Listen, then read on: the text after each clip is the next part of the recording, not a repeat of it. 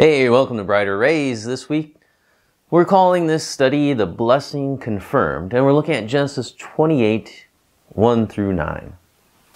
As we've studied Genesis, we've been tracking several different storylines that God has been interweaving throughout this history. Starting in Genesis 3, we followed the promise of the one offspring of the woman that would crush the head of the serpent. We watched the other promise that the offspring of the serpent would be at war with the offspring of Eve. When we read Abraham's story, we begin pulling at a new part of the same thread. The covenant promises of Abraham were attached to the first promises, and we've already seen that these promises were passed from Abraham to Isaac. Recently, we read through the story of how the promises were passing from Isaac onto his second-born son, Jacob. In Genesis chapter 27, Moses shows us that Isaac and his family were a mess.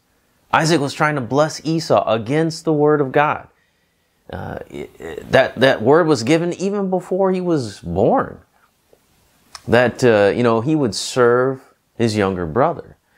But Esau was also trying to work. He was working his own angle, and he was working to try to undo the earlier selling of his birthright. And he tried to earn his father's favor, trying to get his father's approval. But he had no regard for God's approval, which is the problem. Rebekah tried to follow the word of God, but she used deception and really undermined her husband's authority to accomplish it. Jacob wanted the blessing of God, but was willing to throw everyone under the bus to get it. How easy has it been to identify with his family, really? I mean, we can see ourselves, we can see our family members, all here in this one family. The interesting is that they have been chosen by God. This is a special family, a family called by God to be something completely different from the world. God has a plan for this family that He will work out in time. He will use their sinful choices and override them according to His will. God's grace, mercy, and love for these people will direct their paths. In today's passage, we start the story of Jacob's journey from home. This is more than just a change of address for Jacob.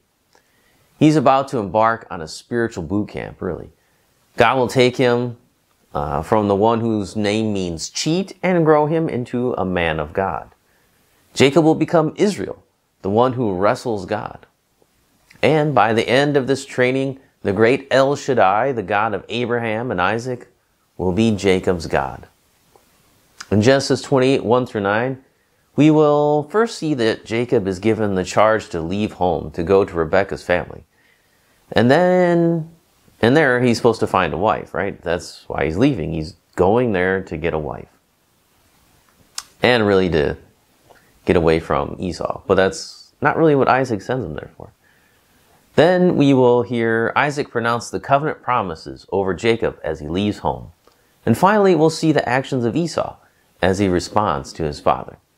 So that's the plan for this week. Come back next time, and we will start with verses 1 through 2.